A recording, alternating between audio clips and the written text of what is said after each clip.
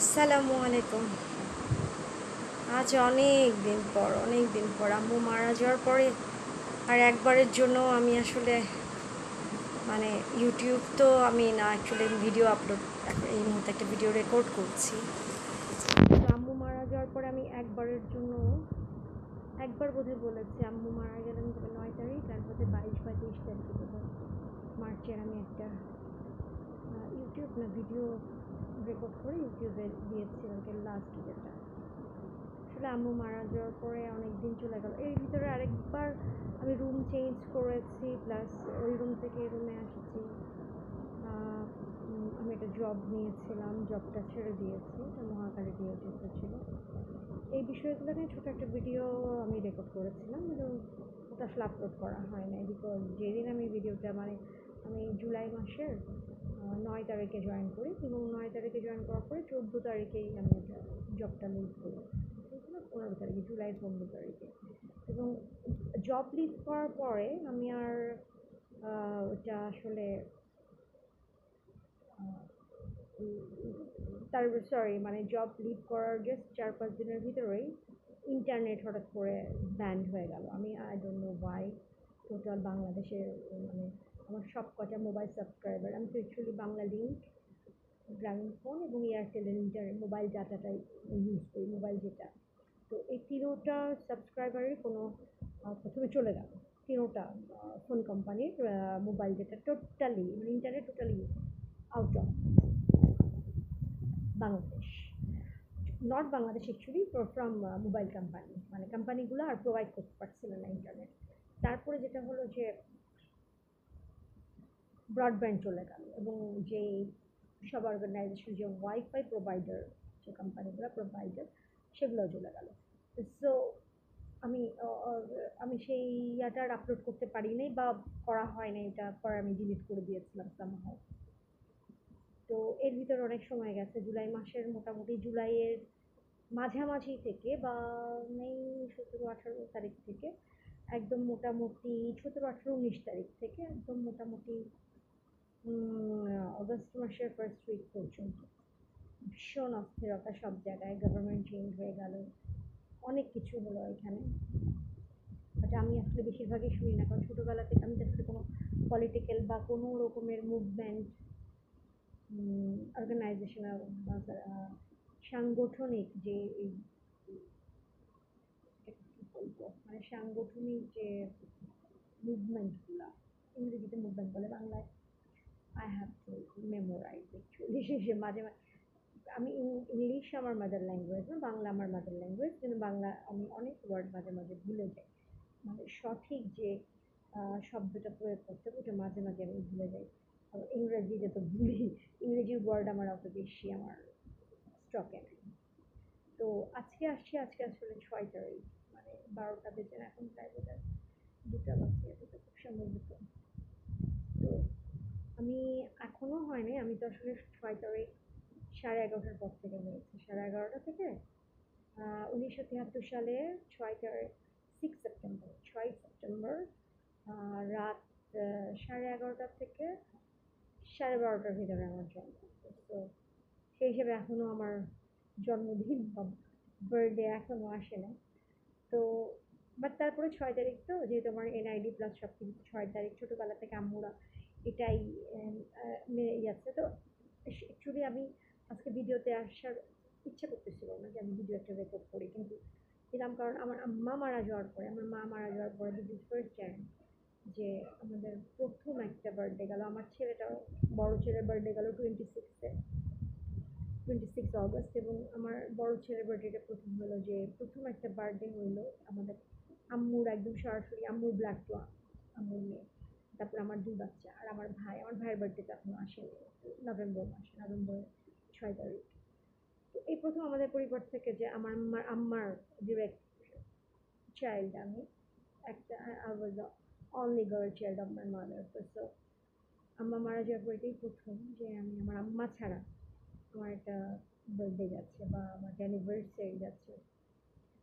তো এখানে আসলে কিছু না, আমি আসলে খাওয়া দাওয়া করবো, এটা তো খাওয়া দাওয়া আমি একটু বন্ধ করি নাই, আমি এটা আম্মা মারা যাওয়ার পরে 1-2 দিন বোধহয় একটু খাওয়া দাওয়ার প্রবলেম হচ্ছে, কিন্তু এটা আমি খেয়েছি কারণ কি আমি আমি যদি না খাই আমার আমার শারীরিক অবস্থাটা যেটা হয় যে সব এটা কিন্তু 1 সেকেন্ডও কমে এখনো আমার হাড় জ্বলতেছে মাংস জ্বলতেছে আমি এখনো মানে ওয়াই আই এম লাইভ আমার মাঝে মাঝে খুব অবাক লাগে যে আমি এখনো বেঁচে আছি আমি এখনো কথা বলছি আমি এখনো মুভ করছি সব জায়গাতে এদিক ওদিক যাচ্ছি মার্কেট যাচ্ছি আমার প্রয়োজনীয় কাপড় ড্রেস আপ কেনার জন্য বা ওটা ফোন কিনলাম কারণ আমার যে 2 ফোনটা ছিল ওই ফোনটা একদম সম্পূর্ণ বাদ হয়ে গেছিলো ডিসপ্লে সব নষ্ট হয়ে গেছিলো তো ভিতরে জাস্ট মেমোরিটা কোনো রকমে ধুকধুক করছিল তো আমি পুরা ডিসপ্লে ব্যাক শেল ফ্রন্ট সব কিছু ব্যাকআপ পুরো পুরো মানে আউটলুকটা সম্পূর্ণ চেঞ্জ করতে হয়েছে আমার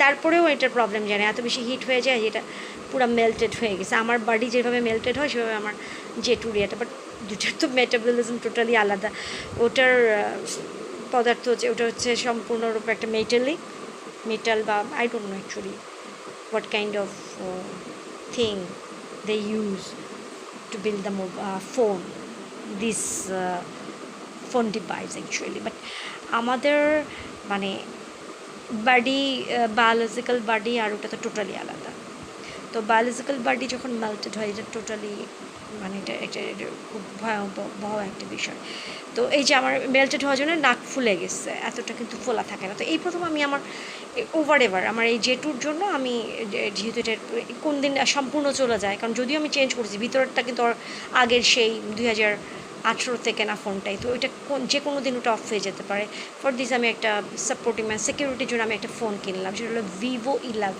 Y11 আসলে আমার অত বেশি বাজেট ছিল না আর সবচেয়ে বড় কথা তো মন করতেছিল না যে আমি একটা খুব শখ করে যে একটা ফোন কিনবো বা কিছু খালি এখন যেটা প্রয়োজন না কিনলেই না এরকম তো অল্প দাম মাত্র 6,500 টাকা দিয়ে 128 স্টোরেজ 6128 স্টোরেজ এই ফোনটা নিলাম নট ব্যাড বাট ক্যামেরা আমি আজকে ভিভো লাস্ট ডে আমি ভিভো শোরুমে গিয়ে যখন দেখলাম যে ওদের ক্যামেরা আর একটু বেটার আমার এই ফোনটার ক্যামেরার চাইতে বাট নাথিং টু ডু এটা আসলে 2019-এর শেষের দিকেই এই ফোনটা বাজারে ছাড়া হয়েছিল মার্কেটে আসছিল শোরুমগুলোতে তো এটা আবার তখনই মোটামুটি 2020-তে মানে 2020-তে এটা আউট অফ স্টক হয়ে গেছিলো বাট কিছু বোধহয় ছিল বিভিন্ন সারা পৃথিবীতে কোথাও তো বিশেষ করে বাংলাদেশেরও হয়তো বা স্টকে কিছু রয়ে গেছিলো তো ওইটাই কয়েকটা ফোন তারা সেল করতেছে আর কি অনেক হয়তো এর আগে দাম অনেক বেশি ছিল তো একটু এখন দাম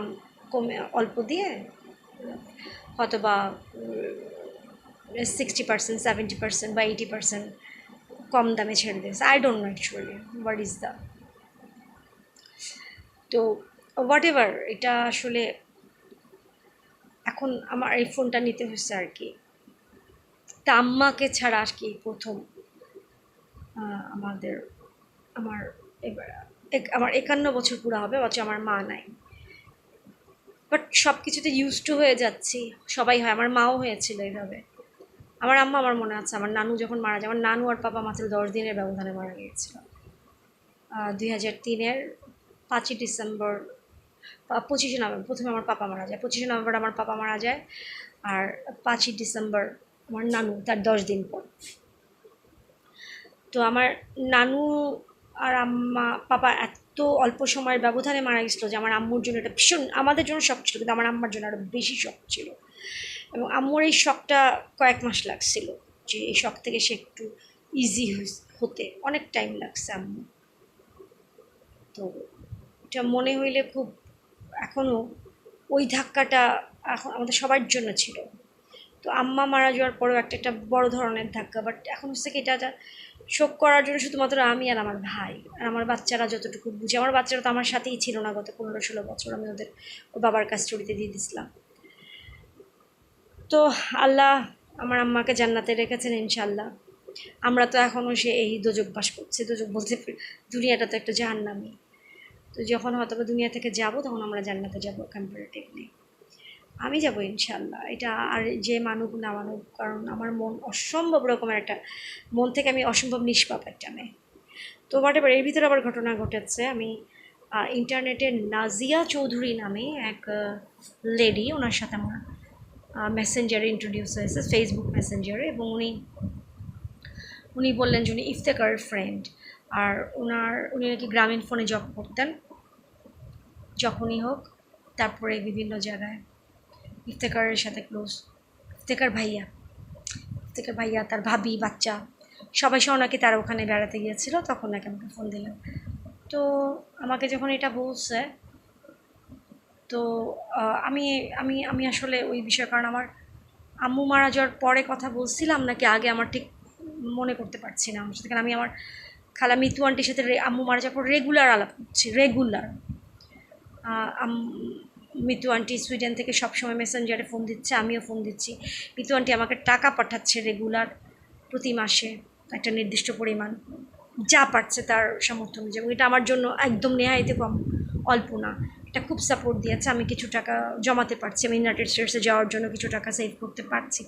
এখনও পুরোপুরি পারি নাই, কিন্তু কারণ কয়েক মাস নয়তলা বাসার ট্যাক্স দেওয়া থেকে অনেক কিছু দিতে হয়েছে, অনেক খরচ দিতে হয়েছে, প্রায় 10,000 11,000 টাকা করে।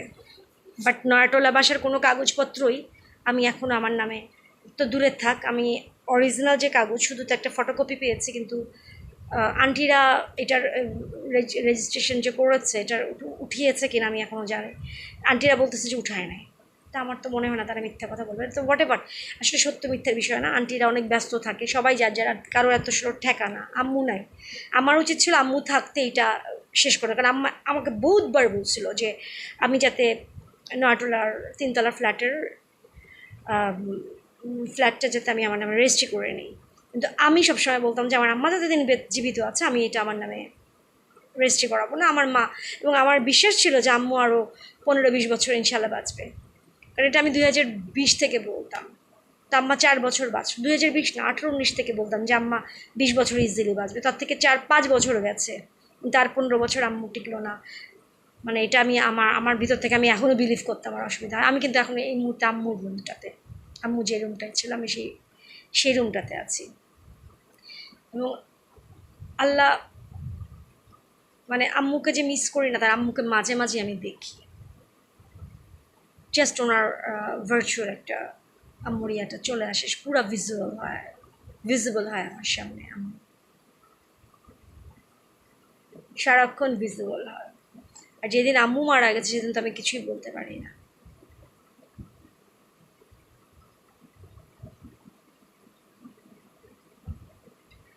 তো হোয়াট এভার, আল্লাহ আম্মুকে জান্নাতে রাখবেন, সবচেয়ে ভালো জান্নাতে। কারণ আম্মুর মৃত্যুর সময়টা আমি যখন আম্মু মানে পড়ে গিয়েছিল, যখন সে actually out of the control, তখনই আমরা তাকে হসপিটালে নিয়ে গেছিলাম। কিন্তু আমি যখন আম্মাকে পাই তখনই সে আম্মা কিন্তু পুরো শারীরিকভাবে কন্ট্রোলের বাইরে, মানে তাকে তখন আর ফেরানোর মতো, যে আমি দেখে কিন্তু প্রথমে ধরতে পারি নাই। আমার বিশ্বাস ছিল যে আমরা আম্মুকে ফেরত নিয়ে আসতে পারবো, কিন্তু হসপিটালে নেওয়া যাওয়ার পরে 1 থেকে 1.5 বা 2 ঘন্টাও হতে পারে, কতক্ষণ বলতে পারবো না। অনেকক্ষণ চেষ্টা করা হয়েছে, অনেকজন ডাক্তার আছেন, প্রায় 15-20 জন ডাক্তার বা আরও বেশিও হতে পারে। কারণ ইমার্জেন্সিতে ডাক্তাররা যেরকম ছিলেন আপনার, সেই সাথে আপনার নার্স, অ্যাসিস্ট্যান্ট, অ্যাটেন্ডেন্স, তো সবাই ছিল। এখন সবাই তাদের মতো চেষ্টা করেছে একদম, আমি নিজে দেখা যেটা স্কয়ার হসপিটাল। এবং আর আম্মুকে তারা এত টেক কেয়ার করছে যে আমার কাছে একটা জিনিস সবসময় ফিল হতো যে আমার থেকে তারা অনেক বেশি আম্মুর প্রতি মানে দায়িত্বশীল। এবং আমি বা বাপ্পি, আমরা যেটা পাই নাই স্কয়ার হসপিটাল বা তাদের ডাক্তাররা, তাদের নার্সরা তার থেকে অনেক কোনো অংশে কম করেন নাই, আরও বেশি। কারণ আমাদের এখতিয়ারের বাইরে, আমরা চাইলে ওই কাজটা করতে পারি না, ওটা শুধু তারা ট্রেন্ডই না, সেই সাথে তাদেরকে সে দীক্ষা দেওয়া হয় যে তারা রুগীদেরকে বাঁচাবেন, সেবা করবেন, সব কিছু।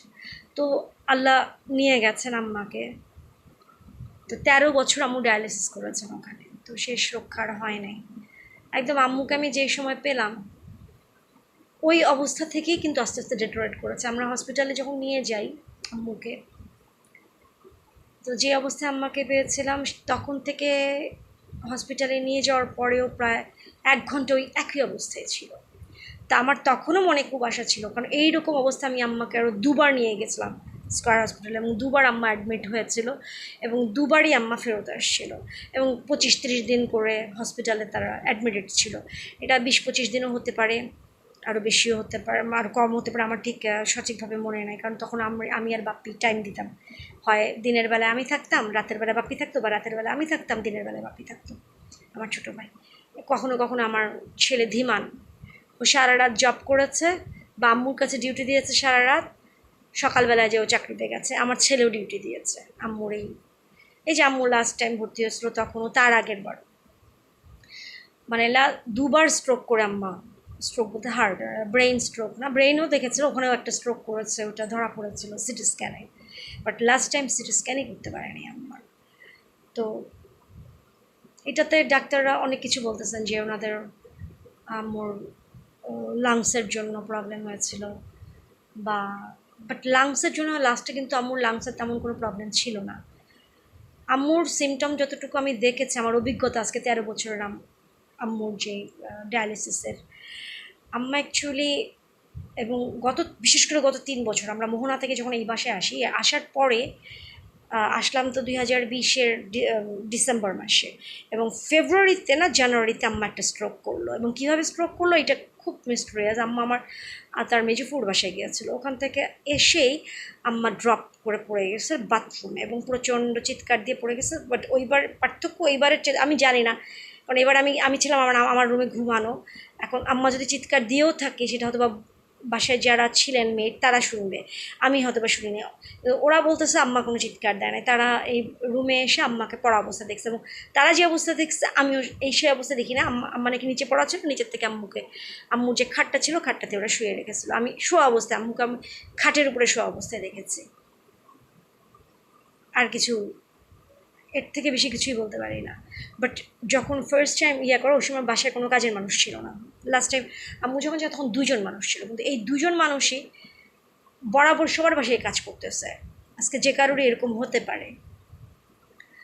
তো তাদের, আমি তো আম্মু আর আম্মা বিশেষ করে 2জন বুয়াকে এত বেশি পছন্দ করতো, আমার থেকে বেশি পছন্দ করতো।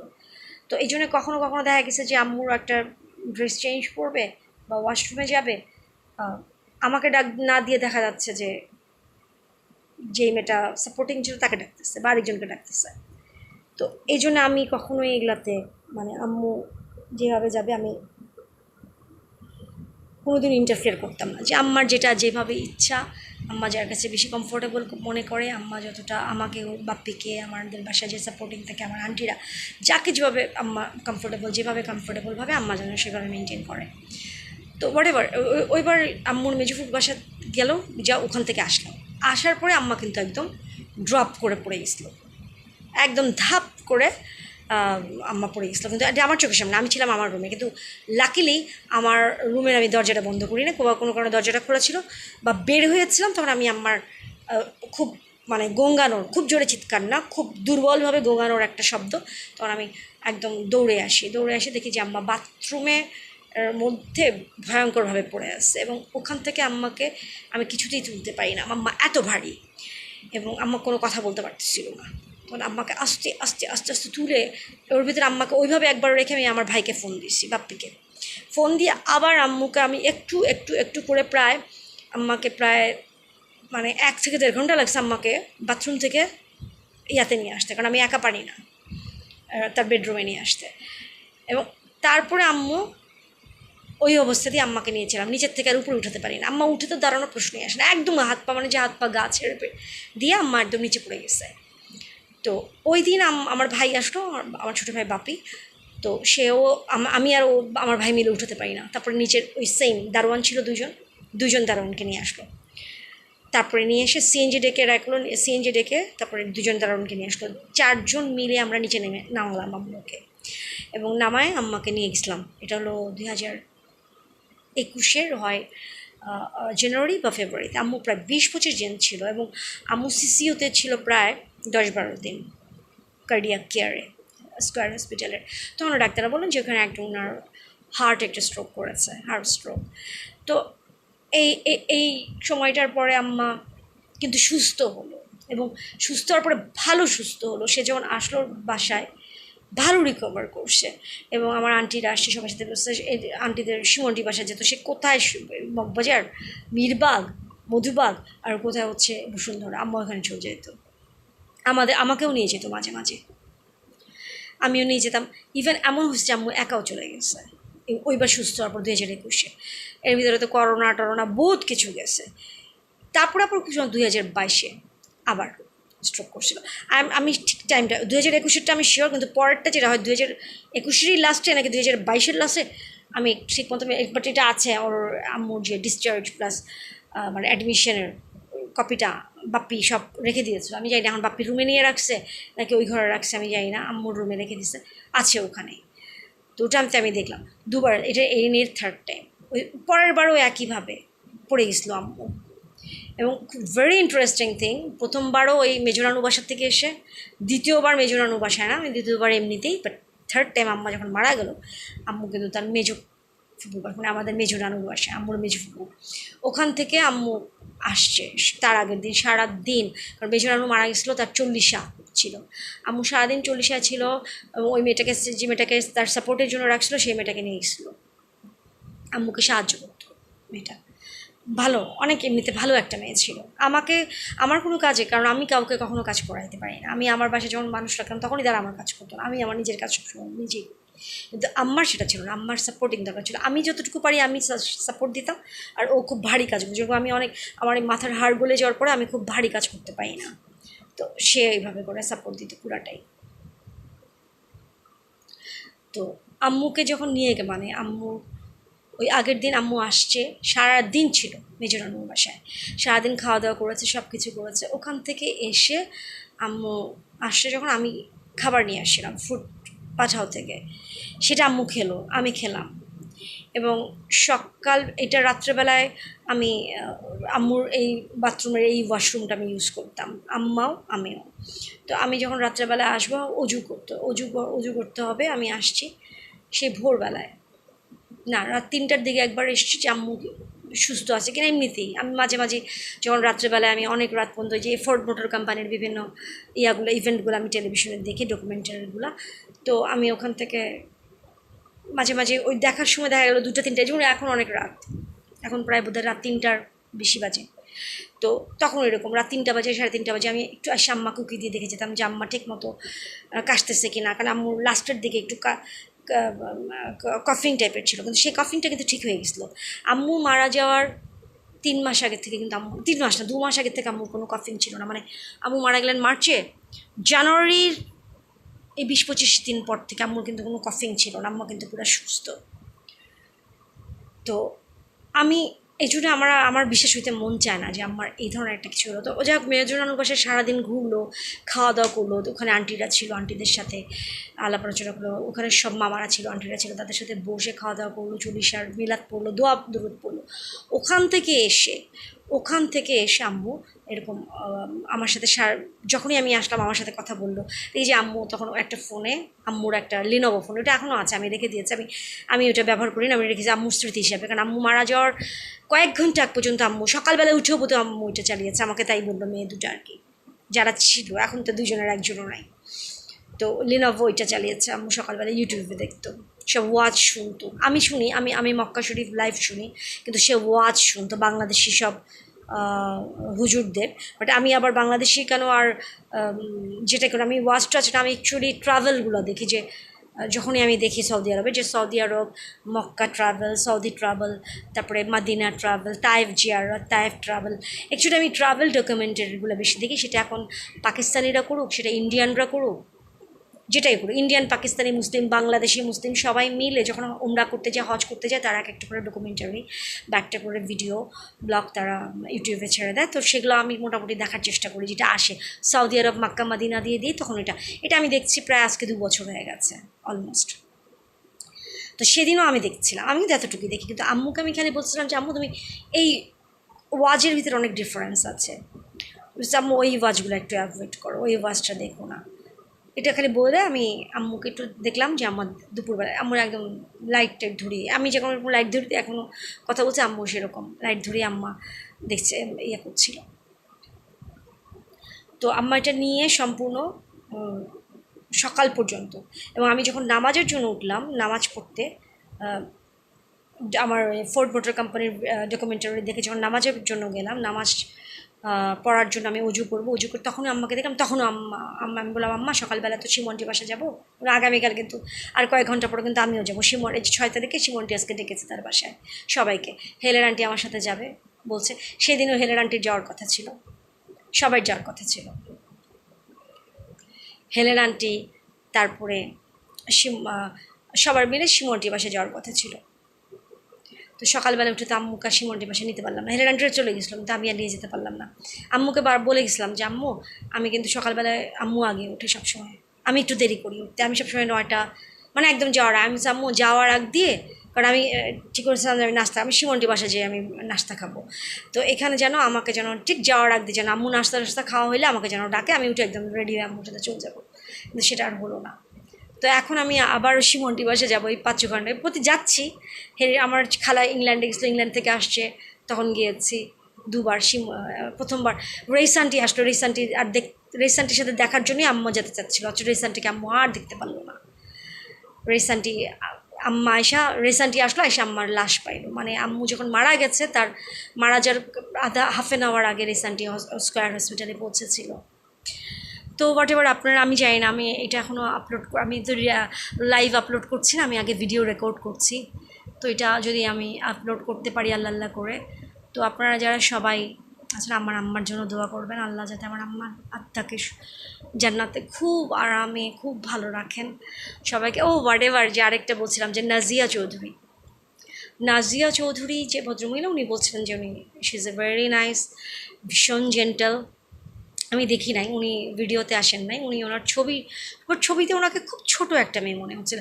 ইফতেকারের মেয়ের বয়সও এরকম হওয়ার কথা, ইফতেকার ভাইয়ার মেয়ের বয়স, তার মেয়ে হয়েছিল 2009 অক্টোবরের 8 তারিখে।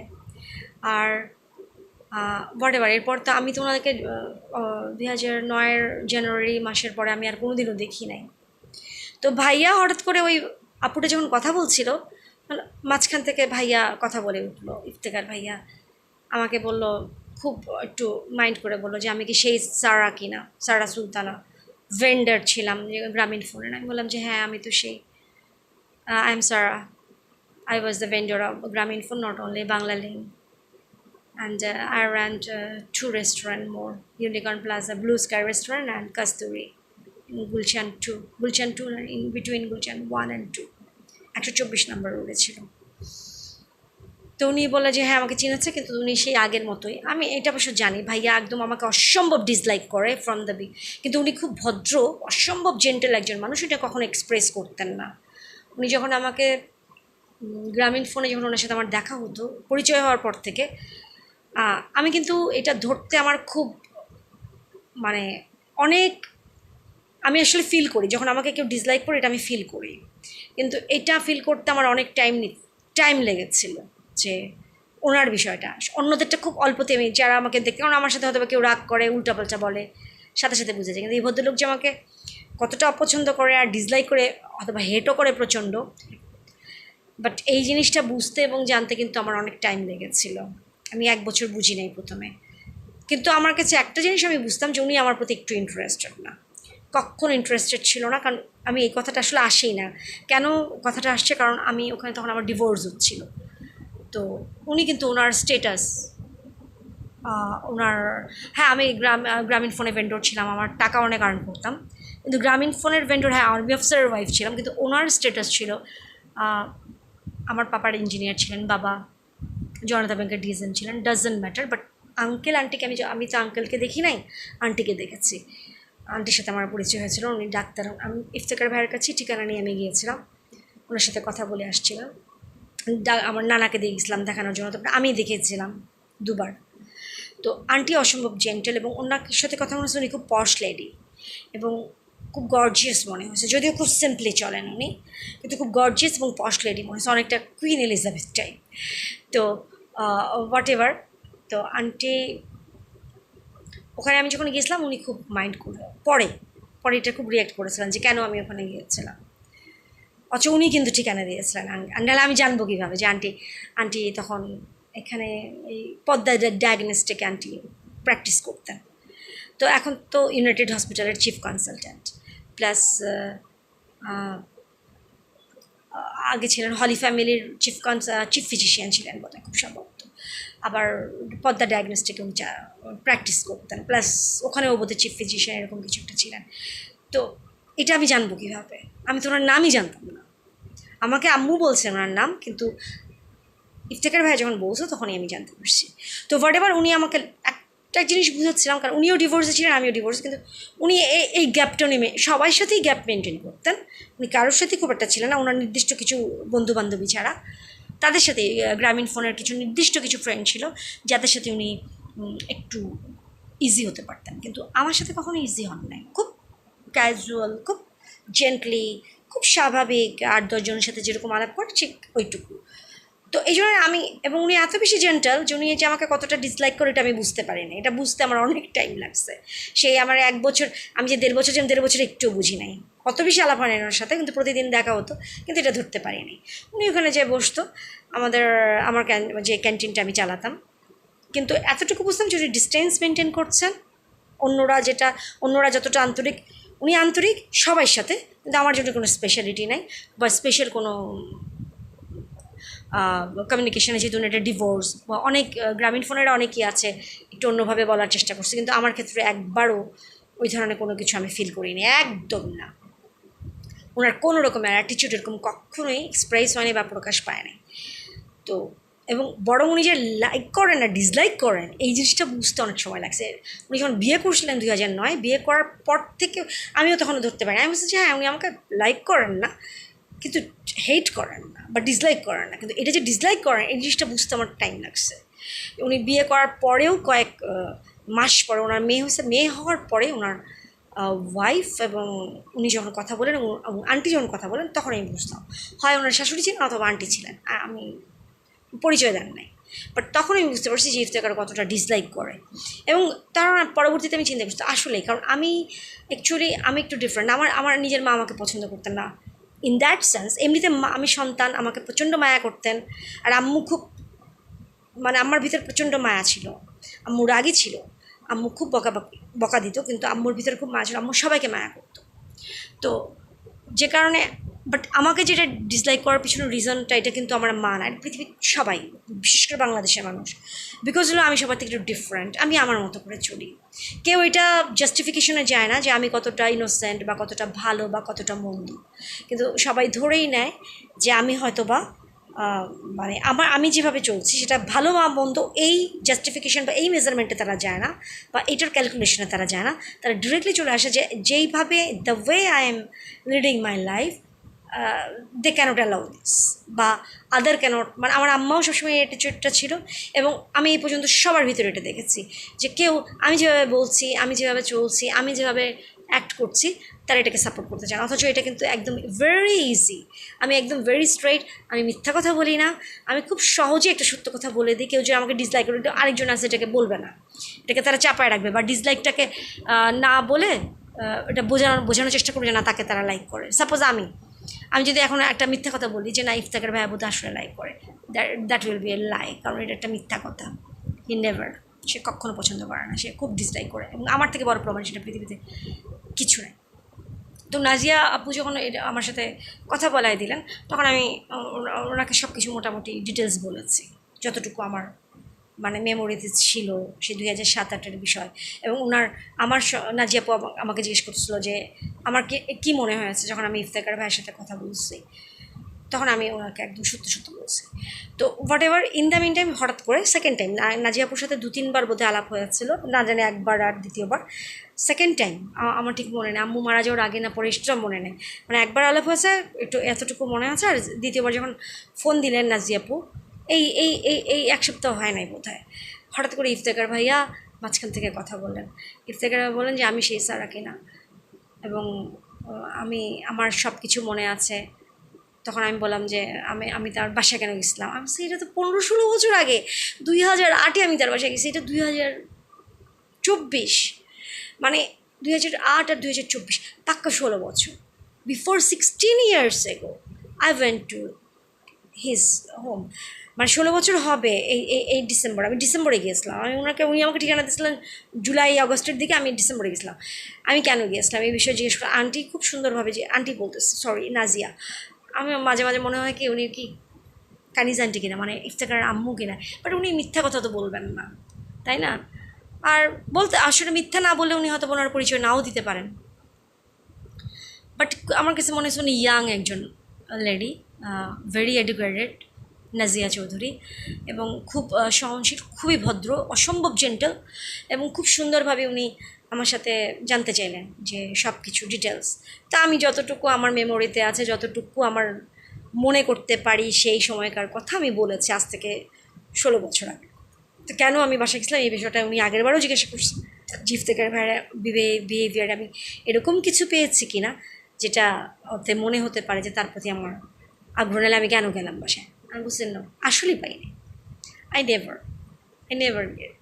তো সো আমি ওই সময় গিয়েছিলাম কারণ ওই সময় আমার মাত্র মেজর হারুনের সাথে ডিভোর্স হয়েছিল, এবং তখন আমি I was find out someone.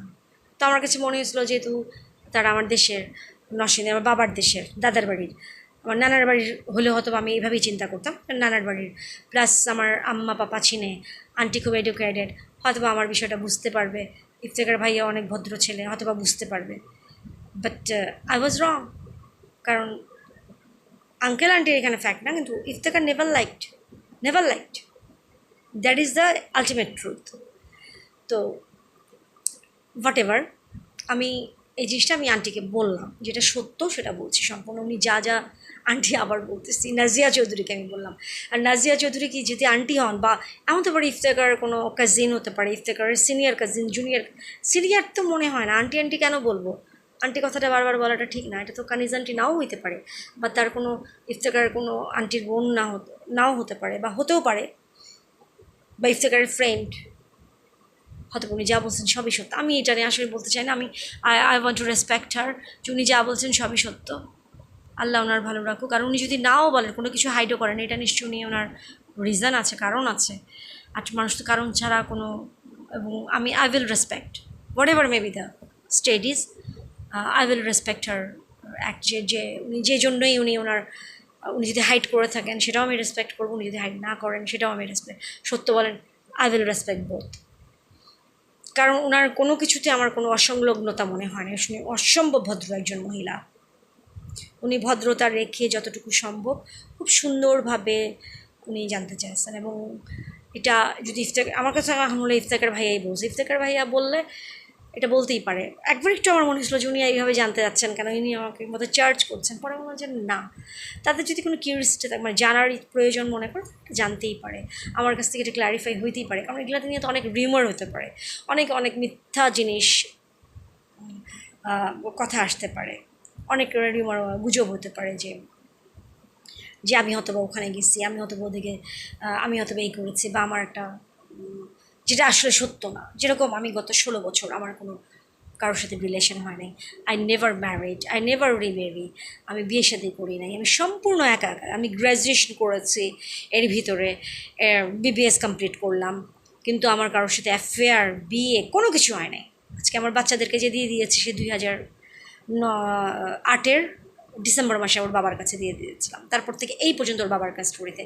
আমি বড় ছেলের বিয়ের টাইম হয়ে গেছে, আমার ছোট যে বাচ্চাটা এবার বিবিএ ফাইনাল ইয়ার দিবে, তো সো তারা দে আর অন দ্য ওয়ে সবাই।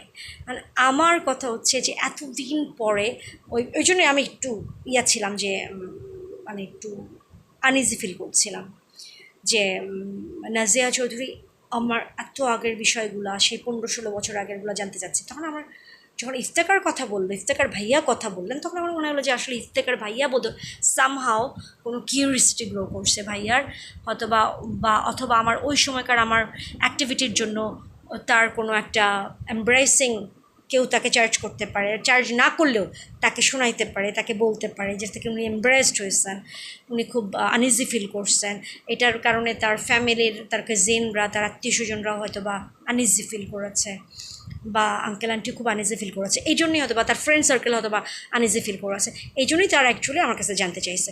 তো এটাতে মাইন্ড করার তো প্রশ্নই আসে না, বরং ওনারা যদি ক্লারিফাইড হন, ওনারা যদি ক্লিয়ার, ওনারা যদি ব্যাপারটা পরিষ্কার হয়ে যান যে হ্যাঁ পুরো বিষয়টা ক্লিয়ার এখন, যে ওনারা বোধগম্য, এটা যদি বুঝতে পারেন পুরো বিষয়টা, যে হোয়াট অ্যাকচুয়াল হ্যাপেন, যদিও হোয়াট অ্যাকচুয়াল হ্যাপেন এটার কোনো শেষ নেই, কারণ ইফতেখার ভাইয়া তার বাচ্চা এবং এরপরে ছেলে মেয়ে হয়েছে কিনা জানি না, একটা তো মেয়ে ছিল, আরও ছেলে মেয়ে হয়েছে কিনা জানি না, নিশ্চয়ই ভালো আছেন, অনেক ভালো আছেন, এবং ওনার ফ্যামিলি নিয়ে আঙ্কেল আন্টি নিয়ে সবাই সহ ছোটো ভাই শাহরিয়ার ভাইয়া, সেদিন আরেকটা ভাইয়ার সাথে আলাপ হয়েছে, ভাইয়ার নাম বলছে, ভাইয়া বলছে তার নাম নাকি আশিক ভাইয়া, আশিক আহমেদ। বাট আমি দেখলাম যে ইফতেখার ভাইয়ার যে ছোটো ভাই শাহরিয়ার ভাইয়া একদম সেম যারা, বাট একটু ছবিগুলো একটু ডার্ক আসছে, আর আমার সাথে যে কথা বলছে আশিক ভাইয়ার নাম নিয়ে সে একটু বেশ ব্রাইট ফর্সাই বলা যাবে, কিন্তু সেম শাহরিয়ার ভাইয়ার চেহারা, সেম, মানে কোনোভাবে পার্থক্য করা যায় না। এবং বাট উনিও কি মিথ্যা বলবেন? উনি বলছেন ওনার আম্মা ক্যালিফোর্নিয়া পড়ালেখা করতে গেছিলেন, তো উনি মারা গেছেন, ওনার বাবাও মারা গেছেন 2021-এ, গার্মেন্টসের বিজনেস করতেন, এতটুকু বলছেন আর কি। তো এই অবস্থায় আছে আর কি সম্পূর্ণ। তো এখন হোয়াট এভার, তো এই ভাইয়া যদি শাহরিয়ার ভাইয়া হয়, যেটাই হোক এটা ওনাদের বিষয়, যে ওনারা হাইড করলেও কেন করছে, নিশ্চয়ই এর পিছনে কোনো যুক্তি আছে, লজিক আছে। আবার যদি এটা সত্য হয়ে থাকে যা বলছেন, সেটা তো অফকোর্স লজিক্যাল। তো সো আসলে এটা নিয়ে খুব বেশি অ্যানালাইজ করার কোনো প্রয়োজন নাই। আর ইফতেখার ভাইয়া খুব লাস্টে খুব রাগ হলেন যে আমি কেন বাসায় গেছিলাম সেই 15-16 বছর আগে। তো এটাতে আবার আমি একটু মন খারাপ করছি, আমি ওনার সাথে এই বিষয়ে একটু মানে তর্ক করেছি, আমি একটু জোরেই বলেছি যে এটা তো 16-17 বছর আগের ঘটনা। আমি তো 2009-এর পরে আর কখনও 2009-এর ডিসেম্বর এবং 2010-এর ডিসেম্বরের পরে আমি কোনো দিনও ইফতেখার ভাইয়ার বাসা বা তার খোঁজ করার জন্য বা তার কোনো কিছুর জন্য আমি চেষ্টা করিনি। আরেকবার দুইবার বোধহয় একটু টেলিফোনে আলাপ হয়েছিল যখন আমি পিঙ্ক সিটিতে ছিলাম, কিন্তু আমার কখনো মনে হয় নাই যে আমি যাব। উল্টাপাল্টা কিছু বলছিলাম একবার রাগের চোটে, কিন্তু আমার কাছে মনে হয় যে ওনার বিষয়ে ইন্টারফেয়ার করার কোনো রিজন নাই। তাই আমি আমার ভিতর থেকে কখনো আর অ্যাটেম্পোরে আমি কিন্তু ওনার বাসা চিনতাম, আমি কিন্তু কখনো যাইনি, কারণ আমি উনি ওনার ওয়াইফ সহ বাচ্চা সহ ফ্যান্টাস্টিক খুব ভালো আছে, আমি কেন যাব সেখানে, আমি যাইনি। তা আমি আমার মতো আছি, আমি আই নেভার। এবং আমি একা ছিলাম, আমি কিন্তু কোনো বিয়ে শাদী করিনি, আমার কোনো হাজব্যান্ড নাই, এবং আমার তো আর কোনো রকমভাবেই আমি আমার একটা বয়ফ্রেন্ড নেই, আমি সম্পূর্ণ একা আজকে 15-16 বছর। এবং out of any kind of relationship, physical relation কোনোদিন কারোর সাথে হয় নাই গত 15 বছর 16 বছর, কোনো ফিজিক্যাল রিলেশনে যাই নাই, কোনো ম্যারিটাল রিলেশনে যাই নাই, কোনো বয়ফ্রেন্ড গার্লফ্রেন্ড রিলেশনশিপে যায়নি, সম্পূর্ণ আমার মতো আছে। এর ভিতরে তো 2001 থেকে আমার মাথার হাড় গলা শুরু হয়েছে পর থেকে তো আমি এগুলোতে একদম ইনভলভই হই না। তো আল্লাহ সবাইকে সুস্থ রাখুক, সবাইকে ভালো রাখুক। আর দেখি আমি আম্মা তো নাই, আম্মা তো আমার সাথে কোনোদিন যেতেন না, যখন আমি আমার প্রতি বার্থডে আমি সবসময় বুফে খেতে যাই, এবং আম্মুকে অনেক রিকোয়েস্ট করেছিলাম একবার আমার বুফেতে, ওয়েস্টার্নে বাই 1 get 1 ছিল, তারপর আমি আমার মাকে নিয়ে যেতে পারিনি ওয়েস্টার্নে, আম্মু কিছুতেই যাবে না। পরে রুবায়াতকে বুঝলাম, শিমন্টির ছেলে, সেও যায় নাই, পরে ইয়াকে নিয়ে গেলাম, রাইয়ানকে নিয়ে খাইয়ে নিয়ে আসছিলাম। আর এবার রুবায়াত আর শিমু আন্টি চলে যাচ্ছে ইউনাইটেড কিংডম, মানে লন্ডনে চলে যাচ্ছে। শিমু আন্টি ফের চলে আসবে, আবার যাওয়া আসার ভিতরে থাকবে, কিন্তু রুবায়াত চলে যাচ্ছে কারণ সে যাচ্ছে স্টুডেন্ট ভিসাতে। তো স্টুডেন্ট ভিসায় গেলে ইউজুয়ালি কেউ ফেরত আসে না, ওখানে যে গ্র্যাজুয়েশন তো এখান থেকে করেছে, ওখানে মাস্টার্স করার পরে জবে জয়েন করবে। ছোটোটাও তাই করছে, রাইয়ানও এখানে জব করছে, চার্টার্ড অ্যাকাউন্টেন্সি করছে, এবং সেই ফার্মের আন্ডারেই চাকরি করছে। সে চার্টার্ড অ্যাকাউন্টেন্সি যে সিএ ফার্মে, ওখানেই জব করছে। তো সে তো সফটওয়্যার ইঞ্জিনিয়ার, সেও রুবাইয়া তো সেম একই পথে যাবে। এখন আমার বাচ্চাগুলোকে পাঠাইতে হবে, আমি তো পাঠাতে পারবো না, ওর বাবাকে পাঠাইতে হবে। তো শিমনটি আগামীকাল বলতে তো আজকেই, আর কয়েক ঘন্টা পরে যাবো ইনশাল্লাহ। যদি মানে আমার চোখ খুলতে আমার অসুবিধা হইতেছে, আমি ঘুমাবো কখন, উঠবো কখন, যাবো কখন, এর ভিতরে অনেক স্ট্রেস। কারণ এই নয়াটলার বাসা কাগজপত্র রেডি করতে হবে, শিমনটিকে যে রিকোয়েস্ট করতে হবে যে অ্যাকাউন্ট নাম্বারটা যে ওটা বাইর করে দিতে হবে, বাইর করে দেওয়ার জন্য loan account, house building finance কর্পোরেশনের লোনের যে স্টেটটা আছে ওটা জানতে হবে। ওখানকার থেকে যে ওদের যে দলিলটা আছে, দলিলের একটা কপি লাগবে, যদি ওখানে না থাকে, আমাকে একটা কপি অবশ্য দিয়েছে আমার ভাই, ওটার সার্টিফাইড কপি তুলে তারপরে, কিন্তু সার্টিফাইড কপি তোলার আগে আমি আসলে আমার নামজারিটা আগে করতে চাচ্ছি, যে এখন যে ফটোকপিগুলো আছে ফটোকপিগুলো দিয়ে আমি একটা নামজারি করতে চাচ্ছি, পরবর্তীতে যে রেকর্ডই থাকুক, যে অবস্থায় থাকুক।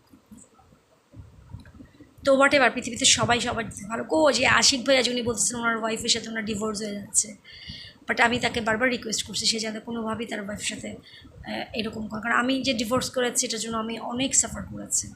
আগে চাইলে আমি ডিভোর্সে সাইন করতাম না এবং হয়তো বা সেপারেট থাকতাম, ওটাও যে খুব একটা ভালো কিছু তা না, কিন্তু বেটার দেন, কারণ আমার বাচ্চাগুলো অনেক ভালো ফিল করতো।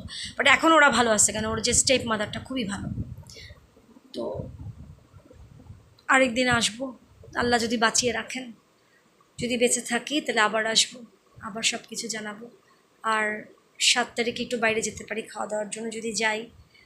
খেতে তো না, আসলে এটা আমি প্রতি মাসে যাই, আর খেতে তো হয়, আমি তো না খেয়ে থাকতে পারবো না, যে যতদিন বেঁচে আছে খেতে আমাকে হবেই। আর এই জিনিসটা আম্মাকে ভুলে থাকার জন্য, আম্মা জান্নাতে আছে ইনশাল্লাহ, আমাদের চাইতে অনেক ভালো আছে, আম্মার মতো তো ভালো থাকতে পারবো না, বাট যতটুকু পারি আমি আমার মতো ভালো থাকতে হবে। আল্লাহ আম্মাকে অনেক, জান্নাতে নাকি অসম্ভব সুন্দর ওয়েদার, সুন্দর পরিবেশ, ওখানে নাকি খাওয়া দাওয়া অসম্ভব ভালো। আমি অবশ্য খুব খেতে পছন্দ করি। তো জানি না মৃত্যুর পরে জানি না, এটা আমার কনফিডেন্ট যে আই উইল গো টু জান্নাত, দেয়ার নো ডাউট, ইনশাল্লাহ। Whenever I will die, I don't know, আল্লাহ জানেন যে কোন দিন আল্লাহ আমাকে নিয়ে যাবেন। আমি অপেক্ষা করছি, বাট আমি আমার এই মাংস মাসুল সব কিছু নিয়ে তো দুনিয়া থেকে যাব, এটা no one can claim this except me,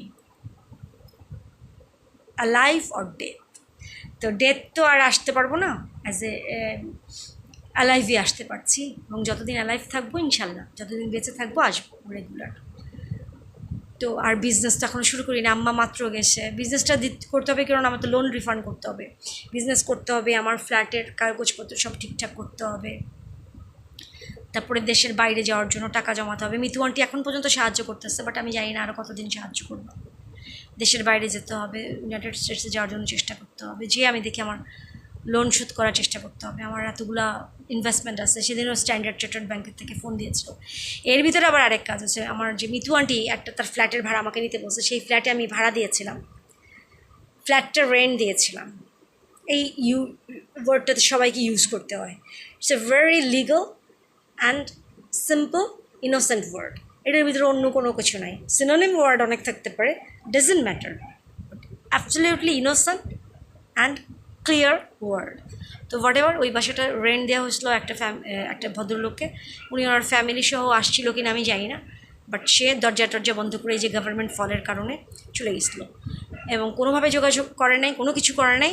তো এই কিছুদিন 3-4 দিন আগে যোগাযোগ করছে, কিন্তু সে একটা মাসের টাকা দেওয়া ছিল 10,500, এই 3 তারিখে কমপ্লিট হয়েছে, কিন্তু আরও 2 মাসের বিল তার হয়ে যায়, গত মাসের বিল। আর কারণ ওনার জন্য আমি বাসাটা ভাড়া আরেকজনের কাছে আমি রেন্ট দিতে পারছি না।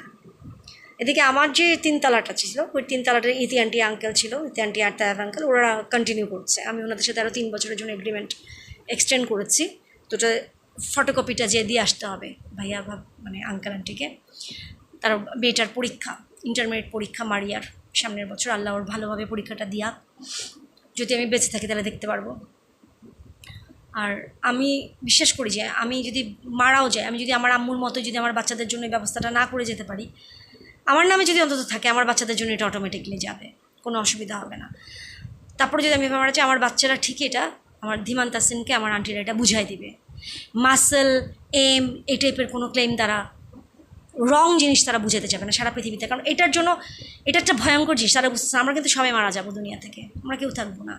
তো এইটা করা মানে আমার বাচ্চাদেরকে আমি বুঝলাম যে হ্যাঁ ধীমান তাসিনের বাবার আছে, কিন্তু আমার বাচ্চাদের এটা প্রয়োজন, আমি আমার তরফ থেকে এটা আমাকে তাদেরকে দিতে হবে। যেমন ঠিক সে যেইভাবে আমার এখন এটা দরকার, ঠিকভাবে ওদেরও দরকার, ওরা ওদের রাইট নিতে হবে। পৃথিবীতে যেটার সিস্টেম সেটার সিস্টেম মানার না মানার কোনো কিছু নাই, সবার জিনিস সবাই সে কাছে ঠিক মতো থাকবে। সিস্টেম ব্রেক করার, সিস্টেম লুজ করার কোনো সুযোগ নাই, সবাই জায়গা মতো সব কিছু রাখবে এবং থাকবে। তো হোয়াট এভার, আপনারা সবাই দোয়া করবেন, বেঁচে থাকলে তো আসবো, আর যদি দুনিয়া থেকে চলে যেতে তারা আসবো না। তো আশা করছি বাঁচা হবে, কিন্তু খুব কঠিন, কারণ হাত এখান থেকে দেখাতে পারছি না, এই পাশের হাতের মাসেল হাড় গলে যেতে ধরছিল, বাঁ পাশ, ডান পাশ তো অলওয়েজ, পা ডান রেপ, left leg, sorry right leg, left leg এখনও একটা মানে এই ধরনের কোনো মেল্ট হয় নাই। আর নাক তো অলওয়েজ, মাথার ভিতরে তো হাঁটতো গলছে, এই পাশে এই যে এই পাশের অবস্থা খুব খারাপ, এই যে চামড়া টামড়া সব গলে গেছে। I don't know how long I can sir আইল বি অ্যালাইভ। তো দোয়া করেন যাতে আল্লাহ বাঁচিয়ে রাখে। আমি এগুলো ভুলে থাকতে হয়। সো আমি আবার যাব, প্রতি বছরই যাই আমার মতো খাওয়া দাওয়া করতে, বাট এবার আম্মু নাই, আম্মুকে তো কোনোদিন নিয়ে যাই না। আম্মুকে একবারই হোটেল পুরবানিতে খাইয়েছি, সেটা হলো যখন আমি 2006 আমার ইউনাইটেড কিংডম যাওয়ার কথা ছিল, তো আমি তো আর যাইনি সেখানে, শিমন্টিরা যাচ্ছে, তো আম্মুকে তখন আমি খাইয়েছিলাম। তখন আম্মু একটা ইন্টারেস্টিং কথা বলছিল যে আমার নানা নাকি আম্মু বেঁচে মানে আম্মু যখন হয়েছিল, আমার নানুও বলেছে এটা, তারপরে আম্মুর দাদিও বলেছে আমাকে, আমার আম্মাকে নাকি ইংল্যান্ডে পাঠাতে চেয়েছিল ব্যারিস্টারি পড়ানোর জন্য। এটা মনে হলে আসলে এত খারাপ লাগে। যখন রিসেন্টলি ইংল্যান্ড গেল আমার আম্মা খুব খুশি হয়েছিল, আর তো আবার আম্মা বললো যে নানা আম্মুকে পাঠাতে চাইছিল, কিন্তু আম্মু তো যাইতে পারলো না। তো অসুবিধা নেই, আম্মা এই দুনিয়াটা তো আসলে আমরা, এটা একটা জাহান্নাম, তাই না? আমরা জাহান্নামটাকে মানুষ তার বুদ্ধিমত্তার মাধ্যমে হেভেনের মতো করার চেষ্টা করে, জান্নাতের মতো করার চেষ্টা করে আমরা থাকি সবাই কম্বাইনলি, কিন্তু মৃত্যুর পরে তো সবাই জান্নাতেই যাবে। সেই জান্নাত তো অনেক সুন্দর, উই ক্যানট থিঙ্ক ইভেন। আমার আম্মা এত সুন্দর জায়গায় আছে, হয়তো মৃত্যুর পরে সাথে সাথে আম্মু হজ করতে পারে নাই, আম্মু কাবা শরীফ দেখে আসছে ইনশাল্লাহ। আম্মার কারণ আসল যে কাবা ওটা তো আল্লাহর ঘরে, এটা যে খুব সম্ভবত 7th আসমানে বোধ হয়, জান্নাতুল আদানাতে খুব সম্ভবত আসল যেটা অরিজিনাল কাবা, যেটার কপিটা করা হয়েছিল ইব্রাহিম আলাইসাল্লাম, এবং ওইটা বরাবর নাকি মক্কা শরীফ, এই কাবা শরীফ তৈরি করেছিলেন, এই কাবা ঘরটা। তো আম্মা অনেক সুন্দর, আম্মা নিশ্চয়ই ওটাও ভিজিট করেছেন নিশ্চয়ই, ইনশাআল্লাহ আম্মা ওইখানে আসল যে আল্লাহর ঘর সেটাই তো আম্মা তাওয়াফ করেছেন, এবং আম্মা সে জান্নাতে আছেন, এবং আল্লাহ আম্মাকে অনন্তকাল জান্নাতে রাখুন, এটাই। আর আমিও যে কয়দিন আল্লাহ আমাকে আয়ু রেখেছেন এই দুনিয়াতে থাকবো, তারপর যখন চলে যাবো তখন আমিও, আম্মা হয়তো বা যেই জায়গায় গেছে সেখানে আম্মার মতো এত ভালো জান্নাতে থাকতে পারবো না, কিন্তু জান্নাত তো ইনশাল্লাহ যাবো, কোনো ডাউট নেই। তো আমার বাচ্চাদের জন্য দোয়া করবেন, আন্টিরা যাচ্ছে ইংল্যান্ডে, রুবায়াত যাচ্ছে, সীমন্টি যাচ্ছে, তাদের জন্য দোয়া করবেন, সবার জন্য দোয়া করেন, এমনি ইফতেকার ভাবির জন্য এবং তার বাচ্চাদের জন্য, তারাও যাতে ভালো থাকে। আর আমার তো হাজব্যান্ড নাই, তো হাজব্যান্ডের দোয়া চাইতে পারছি না, আমার জন্য দোয়া করবেন, যাতে করে একা একা যে কদিন আল্লাহ আয়ু রাখছে একা একা যাতে স্ট্রংলি বেঁচে থাকতে পারি, আল্লাহ সেই শক্তি দেন, তৌফিক দেন, আল্লাহ সেই ধৈর্য দেন। আল্লাহ হাফেজ, আজকে এই পর্যন্ত।